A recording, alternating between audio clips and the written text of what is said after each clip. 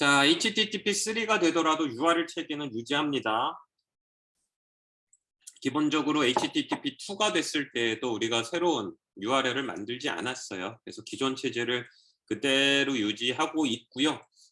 단 클라이언트가 HTTP 서버에 연결 설정을 할 때 이제 1.1도 있고 2도 있고 3도 있으니 이제 서버하고 클라이언트가 도대체 세 개 중에 뭘 써야 될지 이에 대한 고민을 할 거예요. 1.1과 2라면 그나마 조금 덜해요. 왜 그래요? TCP 연결로 요청할 거니까. 근데 HTTP3는 UDP 베이스드인 퀵에서 돌기 때문에 TCP 연결을 받지 않습니다. 자, 그렇다 그러면 기본적으로 클라이언트가 1.1도 지원하고 2도 지원하고 3도 지원을 하는데 내가 3을 지원하는 입장에서 1.1과 2도 되게 지원하겠죠. 백워드 컴패터빌리티를 지원을 할 테니 내가 이 2를 사용을 해서 연결 요청을 하는 애들한테 어떻게 3로 넘길까? 혹은 3를 사용을 하다가 2로 내릴까? 뭐 이런 고민들을 많이 할 건데 가장 기본적인 예는 아마도 클라이언트가 1.1, 2 혹은 3을 지원을 할 때에 가장 일반적으로 생각을 한다 그러면 이거겠죠. 가장 많이 쓰는 2로 아마 연결 설정을 할 거예요. 그러면 서버는 너 2로 연결 설정 요청했는데 나 3도 지원하는데 3 쪽으로 한번 써볼래? 이렇게 알려주는 스킴들이 또 들어가야 돼요. 요게 이제 바로 디슬라이드에 나오니 얼터너티브 서비스입니다. 기본적으로 2하고 1을 사용하는 애들은 TCP 연결을 할 거예요. 그렇다 그러면 얘네들한테 서버 입장에서 너 1.1과 2도 되지만 나 3 돼. 버전 3. HTTP 3 되거든? 3로 접속할 거면 이렇게 해봐. 그래서 서버가 응답을 할 수 있게 해줬으니 보는 것과 같이 나 얼터너티브한 서비스가 되는데 HTTP 3가 돼. 너 관심 있으면 포트 넘버 50781로 나한테 재접속해 볼래? 그때에는 UDP를 써야 되고 퀵 써야 돼. 그래서 이게 이제 과도기적으로 나와 있고 웹 브라우저 웹 서비스에 해당하는 거로 타겟이 되어 있는 건데 현재 이미 수많은 1.1, 2 크롬 브라우저들이 있으니 얘네들이 3를 지원하기 시작했을 때에도 문제없이 3를 지원할 수 있도록 이런 새로운 스킴들이 제공이 됩니다. 따라서 한번 접속을 할 때에 브라우저가 TCP 베이스드 HTTP2로 접속을 해봤는데 서버가 야 3 돼? 3로 붙어봐? 그러면 현재 TCP 끊어버리고 퀵으로 이제 붙는 거고요. 한번 성공을 해가지고 그에 대한 정보가 브라우저에 남아있으면 그 다음은 이제 바로 이제 3로 업데이트, 3로 접속하는 이런 과정들을 거치겠죠. 순수하게 내가 웹브라우저 웹서비스가 아닌 우리 회사에서 퀵으로 사용을 하는 새로운 어플리케이션을 짜겠다. 그럼 전혀 상관없는 얘기예요. 지금은 뭐 얘기하고 있어요? HTTP3 얘기하고 있고 HTTP의 URL, 웹브라우저 창에 치는 거 얘기하고 있기 때문에 이 얘기를 꺼낸 겁니다. 따라서 크롬 브라우저에서 1.1, 2, 3가 다 지원이 되고 서버도 1.1, 2, 3가 다 지원이 될 때 궁금할 수 있잖아요. 도대체 언제 2 쓰고 언제 3를 접속하는 거야? 기본적인 시나리오는 HTTP2를 가지고 TCP 연결을 하는 거를 대부분 생각을 하고 있고요. 그게 일반적으로 많이 쓰이니까. 그때 이제 서버가 얼터너티브 서비스를 프리미티브를 줘서 야 3 있어. 3로 붙을 수 있으면 이쪽으로 와. 그래서 넘기는 거를 일단 2021년 현재 우리가 과도기적으로 넘어가면서 제일 먼저 고민을 하고 있다는 겁니다. 자, 그래서 커넥션에 대한 얘기를 했고요. 스트림에 대한 얘기를 했어요. 그러면은 HTTP2 때도 있었죠. 그러면 우리는 스트림이 또 쪼개지는 걸 볼 수가 있으니 그래요. 프레임이 있습니다. 프레임이. 자, 그래서 HTTP3에서 결국은 퀵을 통해 연결을 했어요. 그리고 이제 정보를 주고받을 건데 앞쪽에서 우리가 HTTP2 때에도 분명히 얘기를 했죠. 내가 리퀘스트가 있으면 리퀘스트의 헤더, 데이터 나눠진다. 한번 잘 만들었는데 그 개념 유사하게 써야죠. 헤더, 데이터 그대로 있습니다. 심지어 헤더 압축한다 그랬죠? 예, 압축해요. 단 압축이 앞쪽에서 우리가 했었던 HPEC이 아니고 퀵팩이라고 부르는 퀵의 패킹 알고리즘으로 이제 바뀌었을 뿐이에요. 그래서 퀵팩으로 압축된 HTTP 헤더 그대로 있고요. 데이터 따로 보냅니다. 연결 종료하는 메시지가 새롭게 등장을 했으니 이제 go away. 그래서 이제 끝이야. 더 이상 주고받을 거 없어. 뭐 이런 걸 하나 선언하게 돼 있습니다. 자, 그래서 HTTP3에서도 압축을 해요. 헤더 압축을 한다라고 얘기를 했고, 완전히 뭐 펀더멘털리 다른 건 아니고요. 약간 다르다라고 이해하면 될 것 같아요. 리퀘스트, 결국은 HTTP2 때 얘기했잖아요. 리퀘스트가 있죠. 헤더가 있고 만약에 데이터가 딸려 있다면 둘을 구분하죠.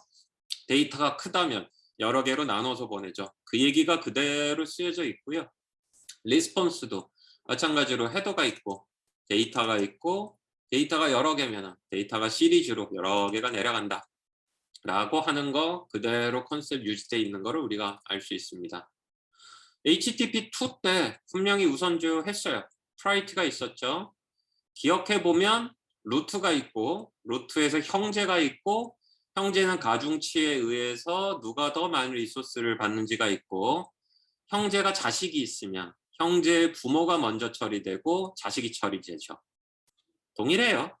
그래서 여기 나와 있는 것처럼 종속관계면 상위에 있는 애가 먼저 처리돼야 되는 거 동일하게 돼 있고요. 그 다음에 같은 부모를 가지고 있는 경우에는 그때는 각각이 가중치가 있어서 가중치별로 리소스를 할당받았죠. 단 세부적인 제어 동작의 일부 차이점이 존재할 뿐이지 HTTP2와 비슷하게 동작을 한다. 이런 컨셉들은 그대로 유지되고 있다. 이거를 아주 세부적으로 어떻게 실행하느냐만 조금 더 다르다라고 우리가 얘기할 수 있습니다. 푸시 비슷해요. 비슷한데 이제 다르다라고 얘기한 것도 마찬가지로 세부적인 입장에서 좀 다른 건데 그거를 제외하면은 서버 푸시도 유사합니다. 단 HTTP2의 푸시 알고리즘은 결국은 많이 사용되지 않아가지고 이제 종말을 고하는 비운의 프로토콜이 됐다 그러면 HT3의 푸시 메커니즘이 어떻게 될지는 이제 우리가 좀 봐야지 될 것 같아요. 목표는 동일합니다. 2 때하고 클라이언트가 보낸 적이 없는 요청을 보내기 위한 거예요. 그래서 물론 클라이언트가 동의해야죠. 받겠다고 해야지 보내는 거고 2 때도 서버가 무조건 보내는 거 다 받았던 거 아닙니다. 그래서 클라이언트 입장에서 푸시를 얼마나 동시에 받을지 뭐 이런 것들을 전부 정했는데 그대로 유지가 돼요. 그리고 보는 것과 같이 용도는 서버가 내가 봤을 때 넌 이거를 요구하게 될 거야. 그래서 내가 너에게 미리 내리겠어. 그래서 이제 푸시 프로미스가 있었죠. 2에 비슷해요. 있고요. 그 다음에 클라이언트 입장에서 뭐 본인이 받기 싫어. 그러면 이제 플로우 컨트롤을 막아버리는 그런 것들도 있었는데 여기서는 이제 아예 푸시를 캔슬할 수도 있습니다. 그래서 클라이언트 입장에서 좀 더 똘똘하게 대응할 수 있도록 했는데 결국은 이렇게 너무 복잡해지면 버려질 확률이 더 높다라고 볼 수가 있어요. 대부분 확산이 된 거는 단순한 메커니즘에 의해서 됐는데 자꾸 이렇게 복잡해지면 구글이 만든 클라이언트에 구글이 머리 복잡하는 사람 많으니까 자기네들끼리 똘똘한 어플리케이션 짜면은 성공적으로 더 할 수 있을지 모르겠지만 일반적인 사람 입장에서 봤을 때는 쉽지 않죠. 특히 이제 웹 개발자들은 뭐 비하 발언은 아니지만 주고받는 거 UI UX 측면에 이제 단기 훈련을 받은 사람들이 많기 때문에 아마 이렇게 알고리즘을 만들려고 하면은 머리가 좀 많이 아플 거예요. 특히 네트워크 교육을 받지 않았는데 이걸 뭐 이렇게 보낸다? 웨이팅 팩터 얼마를 줘야 된다? 이거 쉽지 않거든요. 그래서 아무튼 뭐 약간 개량이 되고 클라이언트가 좀 더 통제할 수 있고 뭐 이런 모습들은 3에서 좀 더 리파인이 됐다고 볼 수 있는데 좀 뭐 지켜봐야 됩니다. 하지만 이 모든 거를 알고 똘똘하게 짤 수 있는 입장이라 그러면 충분히 광고를 내릴 수 있는 훌륭한 도구는 좀 더 가지고 있게 된 거죠. 자, 따라서 HTTP2하고 HTTP3의 유사점을 우리가 따진다 그러면 둘 다 스트림이 있어요. 커넥션이 있죠. 커넥션이 있고 스트림이 있고 서버 푸시 있고 기법이 다르지만 비슷한 헤더 압축이 있습니다. 더불어서 하나의 연결해서 스트리머를 동시다발적으로 멀티플렉싱해서 보내는 거 가능하고요. 거기에 우선순위 정하는 것도 가능해요. 이렇게 총론적인 입장에서는 유사한 겁니다. 개인적인 입장에서도 실제 프로그래밍을 짜보지 않았기 때문에 단언하긴 그렇지만 결국은 앞쪽에서 얘기한 교수님 생각을 얘기한 거예요. HTTP2에 있었던 것 중에 이거는 밑으로 내려가는 트랜스포트가 해주는 게 맞는 것 같아. 이게 결국은 UDP, 퀵으로 내려오고 TCP에서 마음에 안 드는 거 빼고 꼭 필요한 거 빼가지고 또 퀵에 들어갔고요. 이제 이거 빼고 나니까 남은 HTTP2의 내용들을 이제 개량해서 HTTP3로 가져오지 않았을까? 따라서 HTTP2에는 있는데 3에는 없거나 3에는 없는데 2에는 있는 기능은 딱히 말하기가 좀 곤란해요. 굉장히 뭐 미묘하고 자잘한 것들이지 큰 덩어리가 한쪽엔 있고 한쪽엔 없고 이런 거는 사실 안 보여요. 그래서 차이점을 논한다 그러면 확실히 빠르답니다. 연결 설정 시에 빠른 게 제일 빠르죠. 데이터를 주고받는 건 UDP니까 빠른 거야. 뭐 바로 납득이가 할 거고. 결국은 가장 큰 장점은 연결 설정을 얘기하니 결국은 제로 RTT. 결국은 TCP 연결 설정 해제 과정이 없는데 퀵의 연결 설정 과정은 아예 TLS를 끌어안고 하니까 TCP 따로 TLS 따로 했을 때보다는 훨씬 빨라졌죠. 이로 인해 TCP 더하기 TLS가 아닌 퀵 안에 들어가 있는 TLS이기 때문에 훨씬 빠르지 않았을까라는 점이고요. 그리고 HTTP2는 분명히 문서상으로는 표준상으로는 그 암호화가 세컨더리예요. 어쩔 수 없었죠. 하지만 HTTP3는 끝내 성공을 합니다. 반드시 암호화가 돼야 되는 게 이제 디폴트예요. 그런 입장이 있고요. 그 다음에 버전이 여러 개인 입장에서 어떤 버전을 선택할지에 대해서 HTTP2는 굉장히 전통적인 이게 어플리케이션 레이어 그 프로토콜 네고시에이션이라 그래가지고 간단히 얘기하면 어떤 서비스들이 여러 개가 있을 때 그 서비스들의 그 특징을 서로 네고시에이션, 협의하는 건데 이게 굉장히 전통적인 스킴이고 주고받는 메시지가 많아요. 근데 HTTP3는 좀 쉽게 풀었습니다. 2로 연결을 했는데 3로 지원하고 싶으면 얼티니티브 서비스 헤더로 딱 돌려줘가지고 3 지원하네? 그럼 일로 가면 되겠지. 이렇게 좀 쉽게 편하게 해줬기 때문에 아마 복잡하게 동작을 하는 어플리케이션, 프로토콜 네고시에이션 이런 과정들보다 훨씬 쉽게 간단하게 3 쪽으로 이렇게 유인할 수 있지 않을까? 뭐 그런 스킴들이 있어요. 자, 그래서 한번 그럼 키워드 중심으로 우리가 1.1, 2, 3를 이렇게 얘기를 할 수 있는데 결국 1.1은 HTTP 1.1이 뭡니까? 눈으로 읽을 수 있고 휴먼 리더블하고 1.1 설명할 때 장점이라고 얼마나 많이 얘기했어요. 까보면 눈에 다 보인다. 결국은 ASCII 코드, 유니코드 이런 텍스트 코드를 이제 TCP에서 받은 거라고 했으면 2부터는 이거를 이제 바이너리로 하죠. 왜 그랬어요? 주고받는 데이터량을 확 줄였기 때문에 지연을 만든 거예요. 지연을. 그리고 이것들을 이제 멀티플렉싱 시켰죠. 그래서 여러 개의 리퀘스트 리스폰스가 동시다발적으로 갈 수 있게. 그래서 바이너리화 했고 동시다발적으로 할 수 있게 했죠. 스팀 개념도 집어넣고 파리티 컨트롤도 넣었어요. 근데 이제 문제점은 트랜스포트는 못 건드렸죠. TCP. 결국은 TCP가 가지고 있는 고질적 문제점들을 해결하지 못한 상황에서 위쪽에서 조금 아둥바둥 해본 거고 3는 시작은 바로 인접한 서버 간에 정말 1cm, 2cm 떨어져 있는 컴퓨터들 간에 주고받는 거였지만 결국은 인터넷을 타고 갈 수 있는 걸 UDP 베이스로 했고요. 그 다음에 결국은 UDP로 전송을 할 때에 바이너리 정보를 주고받듯이 UDP 위에 쌓은 이 프로토콜도 바이너리로 주고받게 한 겁니다. 더불어 동시다발적으로 주고받을 수 있는 기능도 했죠. 이것을 퀵이라는 완전히 새로운 트랜스포트 프로토콜 위로 만든 거고 그 위에 HTTP2에서 이런 기능들 다 빼버린 심플리파이드 되어 있으면 약간 리파인 되어 있는 HTTP3를 사용을 하는 거죠. 결국은 HTTP3는 퀵 위에서 돌아가는 HTTP2의 좀 더 영악한 버전이다. 우리는 그렇게 얘기할 수 있고 전송에 대한 부분들, 연결 설정에 대한 부분들, 트랜스포트에 대한 부분 이런 부분, 전송에 대한 건 다 퀵으로 내려온 거고 HTTP 서비스에 대한 부분들 이런 거는 그대로 HTTP3에 있다라고 얘기할 수 있습니다. 그림으로 나타내면 클라이언트하고 서버가 있을 때 HTTP 1.1은 결국은 TCP, TLS를 쓰면서 좀 더 많이 하고 싶었어요. 그래서 어떻게 했어요? 그래요. 교수님이 편법이라고 얘기했었던 TCP를 여러 개, 뭐 최대 한 6개, 8개까지 뚫어서 결국은 서비스들이 서로 다른 TCP 줄을 타거나 아니면 하나의 똑같은 것이 2개 이상의 TCP 줄을 타게 해서 가속화한 거죠. 위를 고칠 수 없으니 그냥 TCP를 뚫고 어플리케이션 레벨에서 나눴어요. 2는 TCP 줄 하나만 쓰는 건 맞아요. 단 HTTP2라는 것이 위에서 존재해가지고 각각의 이제 리소스들을 주고받는 것을 다중화하고 그 다음에 얘가 TCP 줄을 타고 갈 때에 좀 더 빠르게 갈 수 있도록 압축하고, 특히 헤더 분량이 너무 크니까 헤더 압축을 했어요. 하지만 TCP의 장애를 넘지는 못했죠. 지금은 UDP를 했기 때문에 실질적으로 기존의 트랜스포트 레이어 1970년, 80년에 만들어진 기술에 대해서 더 이상 기대치가 없어요. 그냥 보내면 받고 받으면 보내기는 거예요. 이 위에 퀵이라는 이름으로 새로운 트랜스포트를 쌓았고요.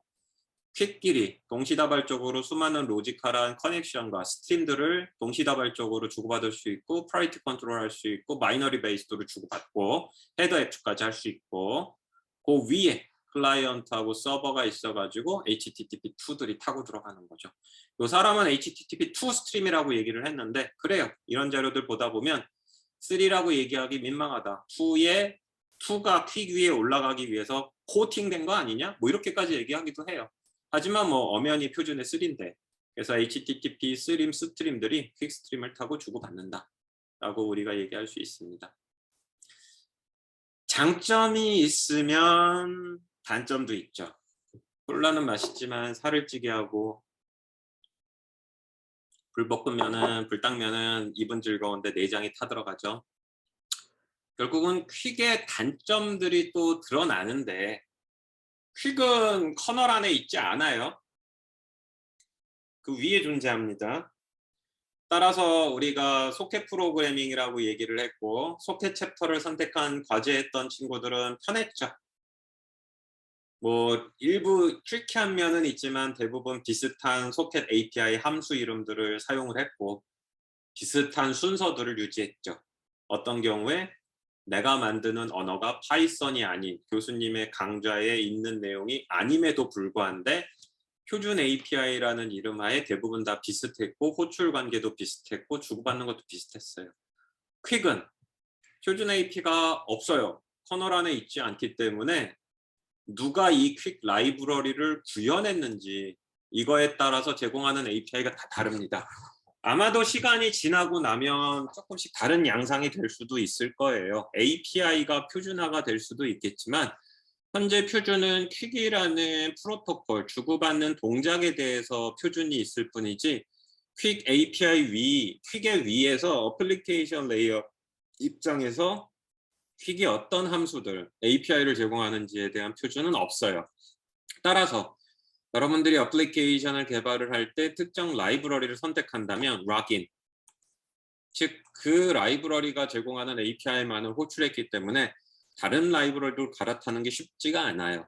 이런 경우에 우리는 디자인 패턴을 썼을 때 이제 어댑터라는 패턴을 써가지고 어댑터 위에서 이제 여러분들이 프로그램을 짜고, 실질적인 퀵 라이브러리 쪽으로는 어댑터 밑으로, 그래서 어댑터를 담당하는 사람을 둬가지고 그 사람만 이제 개고생하게 만들 수도 있지만, 뭐 아무튼 퀵은 운영체제 안에 있는 커널이 아니고, 따라서 운영체제가 제공을 하는 표준 API가 아니다.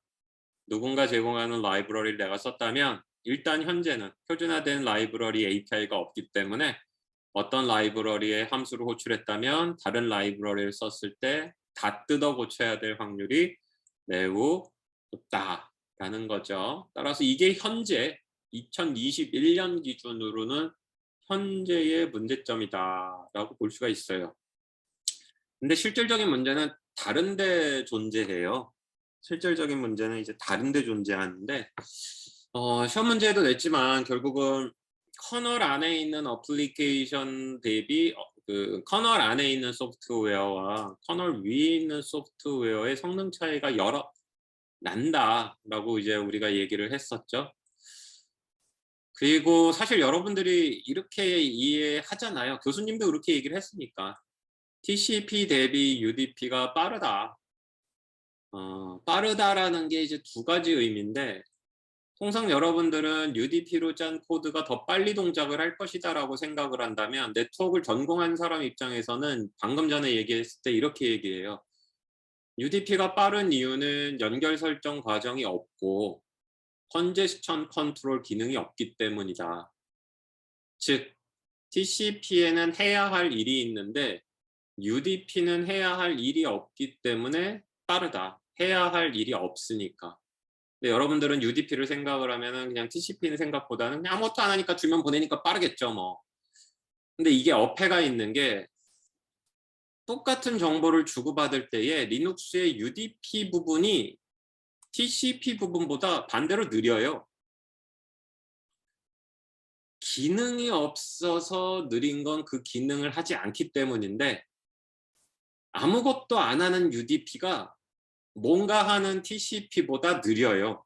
언제? 내가 1000바이트를 주고 TCP 위에서 1000바이트 주고 UDP 위에서 1000바이트 준 다음에 TCP 밑에서 언제 나오고 UDP 밑에서 언제 나오는지 그 소프트웨어를 TCP, UDP 프로토콜 레이어를 통과하는 시간을 재보면 UDP가 느려요. 아이러니하죠? 아이러니해요. 따라서 TCP 레이어의 기능을 다 꺼버리고 위에서 패킷을 주고 TCP 밑에서 받으면 UDP보다 빠르다는 거예요. 이유는 TCP 문서, 표준과 UDP 문서, 표준은 표준 그대로의 의미가 있는 거고 정말 중요한 건 이 코드를 정말 이름을 가지고 있는 어떤 스티브라는 양반이 있으면 이 스티브라는 양반이 얼마나 잘 짰느냐인데 현재 리눅스 커널 안에 있는 UDP 코드의 수준은 TCP 수준보다 많이 떨어진다가 통상적인 사람들의 측정에서 나왔어요. 왜 그래요? TCP를 많이 썼잖아요. 얼마나 개량을 하고 코드를 최적화하고 고쳐대고 토론하고 성능을 개선했겠습니까? 코드를 TCP 자체 말고. UDP는 관심이 없어서 많이 안 했어요.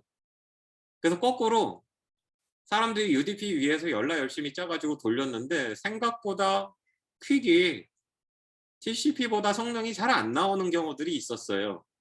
구 운영체제의 UDP를 개떡같이 짠 경우들이 많아서 관심이 없어서 노력한 거죠. 굉장히 노력했는데 노력을 많은 사람이 하지 않고 일부 사람만 한 거죠. 따라서 아이러니하지만 우리가 퀵을 배포하고 성능을 재보면 퀵 더하기 TLS 한 게 HTTP2 더하기 TLS 한 거보다 이제 2배 이상의 CPU가 더 필요하다. 똑같은 짓을 하는데 생각하고 다르게 퀵으로 했더니 CPU 파워가 어마어마하게 잡아먹더라. 네트워크상의 속도는 좀 빨라진 거는 사실인데 이거는 내가 하면 할수록 손해인데? 고객님은 감사할지 모르겠는데 내 컴퓨터는 2배가 필요한데? 이렇게 돼버린 거예요. 그래서 현재 이렇게 두면 안 되기 때문에 퀵 프로토콜에 대한 성능 개선을 굉장히 열심히 하고 있습니다. 따라서 여러분들이 중간고사 때 TCP의 성능을 개선하기 위해서 뭘 해야 되느냐 이런 고민을 했다면 현재 이 퀵을 받아들이고 있는 회사들이 많아지고 있어요. 그리고 결국은 이 UDP 프로토콜의 성능이 개선이 되겠죠. 문제는 UDP는 아직 그 커널 안에 있다는 거죠.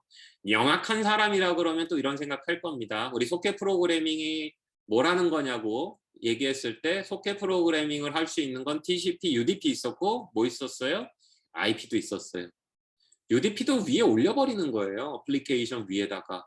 따라서 회사 입장에서 봤을 때 이 퀵이 도움이 되는 회사라면 당분간은 라이브러리들이 쓸만하지 않다면 UDP 개선할 수 있는 사람, 퀵 개선할 수 있는 사람을 찾는 경우들이 이제 탑 프론티어 회사들은 있을 겁니다.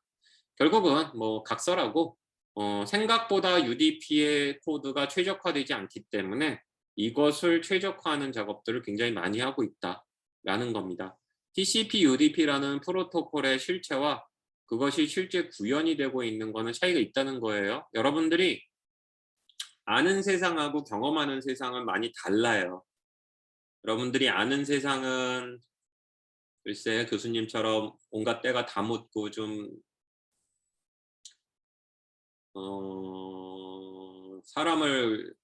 사람 따위를 어떻게 믿을 수가 있지? 뭐 이런 경지까지 가면은 참 힘들게 산 건데 여러분들 입장에서는 아름다운 세계가 펼쳐져 있을지 모르겠지만 이제 겪으면 쉽지 않을 겁니다. 결국 아는 것과 실제로 경험하는 것의 차이가 많을 수 있는데 기술을 바라볼 때에도 수업 시간에 텍스트에서 배운 것이 실제로 그렇게 구현이 되어 있느냐? 상당량 그렇게 되어 있지 않아요. 특히 오픈소스 교수님이 종종 얘기하죠. 오픈소스가 주어져 있으니 마치 뭐 발로 그려도 될 것처럼 생각하지만 실질적으로 여러분들이 필드에 투입이 되면 제한된 시간 안에 제한된 리소스로 요 두 개만 딱 걸려도 여러분들이 대학 생활에 했던 것들의 90%에서 95%는 쓸데없는 일이 돼 버려요.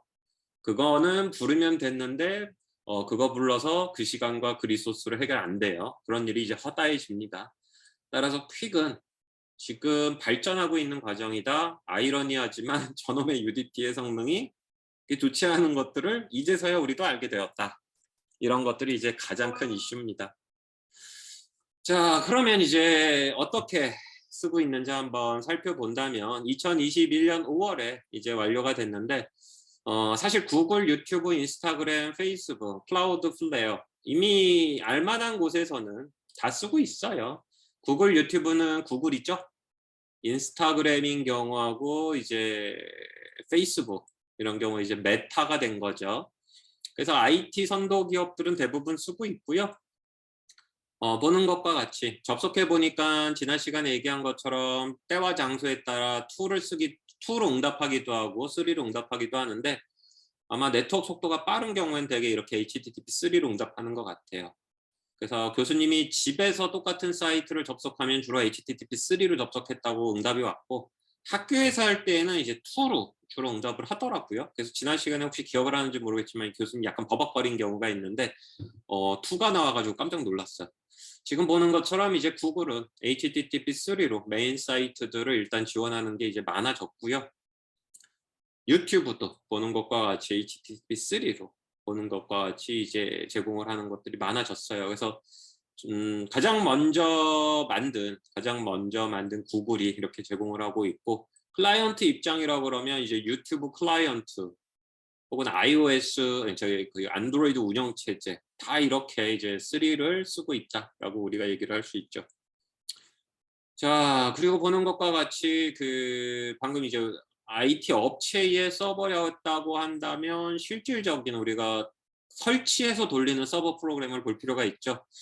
엔진엑스인 경우에는 현재 HTTP3가 제공이 되고 있어요. 버전에 따라 조금씩 다른데 2020년부터 엔진엑스에서 이제 HTTP3를 뭐 프리뷰부터 해가지고 차근차근씩 제공을 하고 있습니다.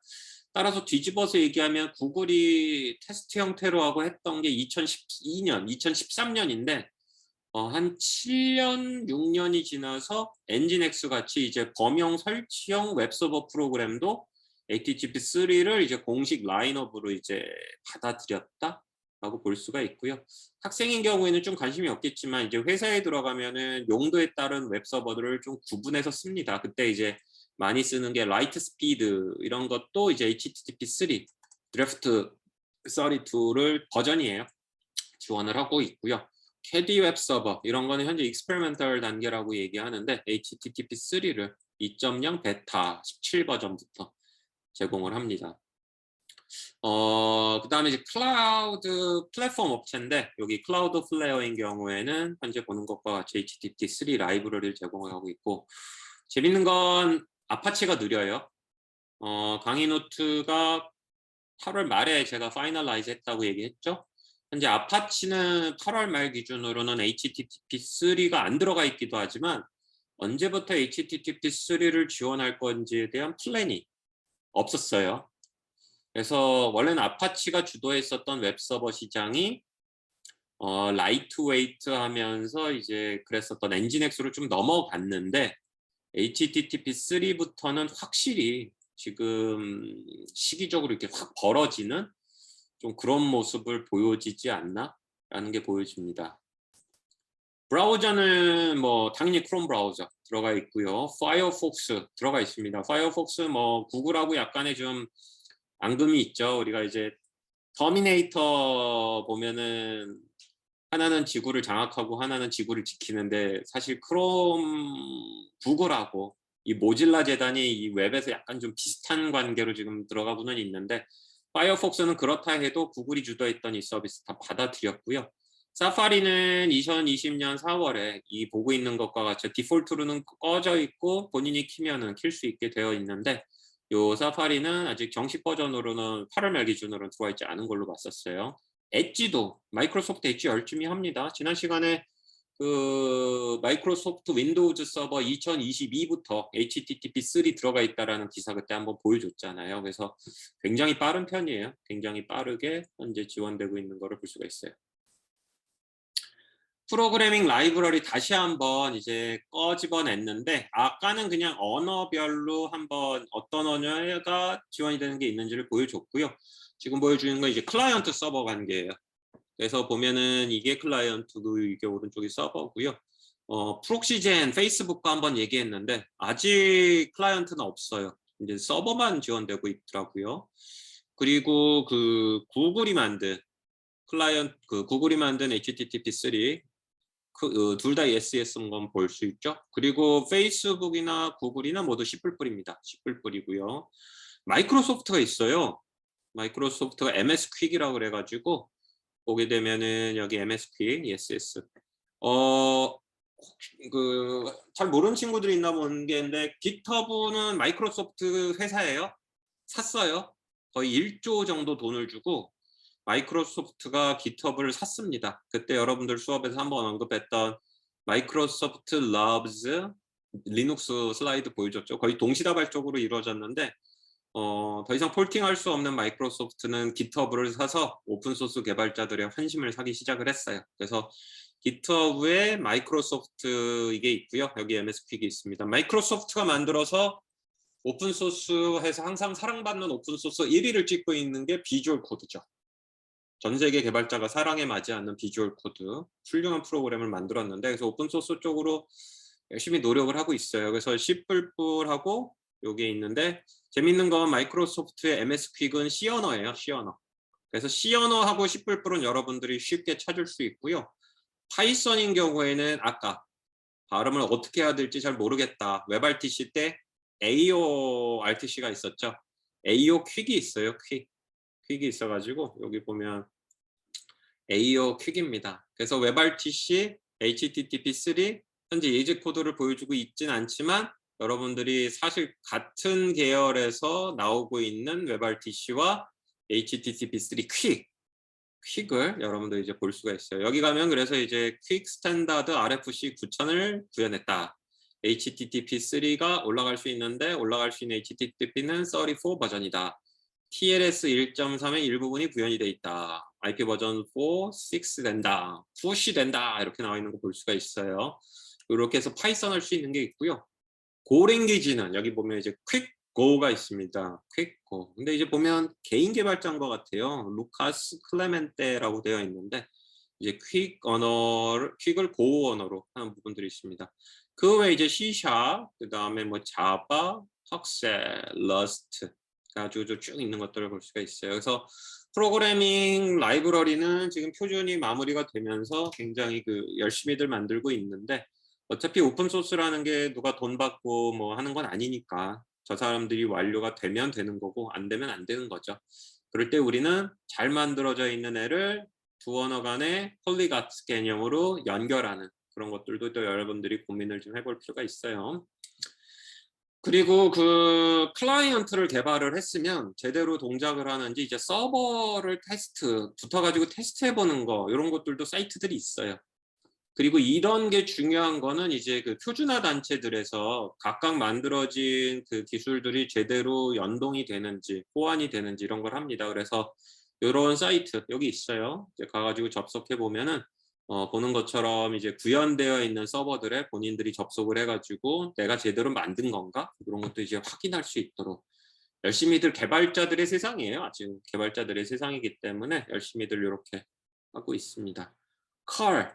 CURL 굉장히 좋은 도구다. 클라이언트를 직접 개발하지 않아도 다양한 걸 테스트해 볼 수가 있고 인류가 만들어낸 대부분의 인터넷 프로토콜들이 들어가 있다라고 얘기했는데 컬은 보는 것과 같이 HTTP3 옵션을 주면은 이미 할 수 있어요. 그래서 앞쪽에서 우리가 결국은 뭐 프록시젠이나 이런 게 클라이언트를 제공하지 않는데 나중에 뭐 웹브라우저, 크롬 같은 거가 3를 지원하니까 그런 거를 이제 받겠다라고 예상이 되면 클라이언트 개발하는 게 결국 버든이잖아요. 그래서 그런 버든을 끌어안지 않고 이렇게 CURL로 여러분들이 HTTP3를 가동을 해가지고 할 수 있습니다.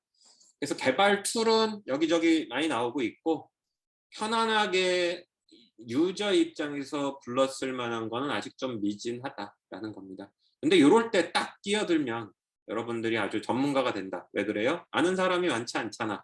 내가 깃발 꽂고 있으면서 내가 이거 공부하고 있으면 내가 최고지 뭐.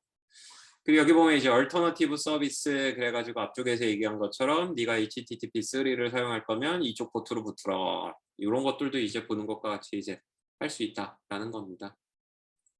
책은 없어요. 책이 어딨어. HTTP 우리가 지금까지 쫙 오면서 제가 책들을 다 하나하나 소개를 해줬죠. 근데 이제 책은 맨 마지막에 소개했어요. 그러면 슬라이드의 시작은 항상 뭐로 시작을 했어요? 이 오픈소스들 사이트를 갖죠. HTTP3는 재밌는 것이 표준화 단체의 사이트가 시작인데 그 밑에 구현이 이미 다 들어가 있었죠. 그죠? 표준과 구현이 하나로 가는 이 사이트였는데 결국은 오픈소스 혹은 뭐 새로운 기술이 나오면 그 사이트, 그 서비스, 그 소프트웨어를 공개하는 그런 이제 사이트들, 웹사이트들이 열리고요. 그게 우리가 시작을 하는 첫 단추가 되는 겁니다. 죽이 되든 밥이 되든 그 안에 제일 많은 정보가 있어요. 아직 HTTP3는 그 경지까지 가지 않았지만 우리가 봤었던 HTTP2를 포함한 대부분의 사이트는 소프트웨어 툴은 뭘 써야 되는지, 표준은 무엇인지, 개발자들 토론도 할 수 있겠고, 책도 소개하고 있으며, 영상도 있고, 행사도 하고 다 있잖아요. 프로모션까지 하고 있고. HTTP3는 거기까지에는 가지 못하지만 분명히 우리가 사이트를 봤어요. 그리고 라이브러리들이 정리가 되어 있는 것도 나름 예쁘게 볼 수 있었고, 질의응답은 아직 좀 미천해요. 표준은 이제 완료가 됐기 때문에 좀 더 토론이 되고 예쁘게 볼 수 있도록 만들어져야 될 거예요. 책은 한 뭐 3년, 4년 대부분 책이 나올 정도면 세상 사람들 중에 상당수가 그 기술을 이미 알고 있나? 그래서 그 사람들 중에 좀 시간도 많이 나거나 아니면은 책 쓰는데 재미가 있는 사람이 주로 책을 써요. 기술책을 쓸 때에는 대부분 1년에서 한 1년 반 걸립니다. 돈은 한 15% 인세를 받기 때문에 내가 3천만 원어치 책이 팔리면은 한 100, 그쵸. 3,300. 15%니까는 한 450 벌겠네. 많지 않죠. 1,000만 원어치 하면 한 150만 원 버는 거니까. 그쵸. 15% 맞죠.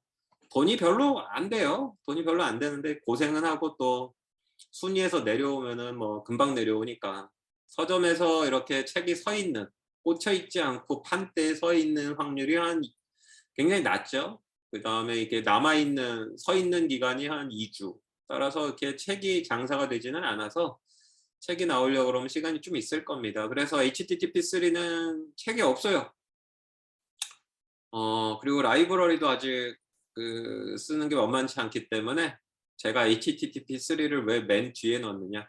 HTTP3를 앞쪽에 넣고 프로그램 설명하고 너희도 짜와 그러면 아마 지금 과제한 그 고생의 한 4배에서 10배 정도의 고생을 하지 않을까? 그래서 HTTP3는 맨 끝으로 끌어안았고요. 시간이 지나면 이제 자료도 예뻐지고 예제도 좀 설치 및 예제도 좀 깔끔해지면 HTTP3는 웹RTC 앞으로 일단 이동을 하겠죠. 그럼 이제 시험 범위 들어가고 과제 대상이 될 텐데 아마 좀 시간이 걸리지 않을까 싶습니다. 따라서 HTTP3 그리고 퀵이라는 프로토콜 여러분들이 이런 것들이 있구나. 시험에 내지 않는다고 아예 무관심하지는 않았으면 좋겠어요. 잘 이해를 해뒀다가 2를 이해했으면 또 3를 이해하는 거는 지금 납득이 되잖아요. 2에서 트랜스포트에 해당하는 부분이 결국 TCP의 특징을 끌어안고 퀵이 됐으니까 따라서 잘 기억을 해두기 바라고요.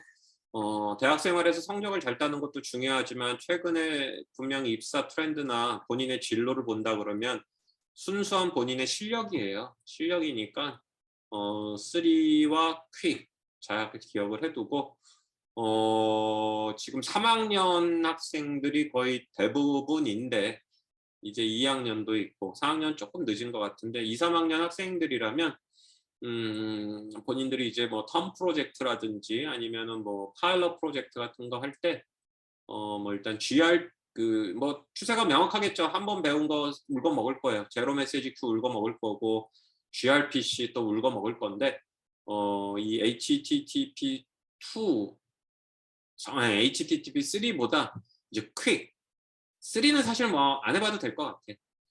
퀵을 사용을 해가지고 정보를 좀 주고받는 것들을 이제 파일럿 프로젝트들에서 좀 해보는 게 좋지 않을까?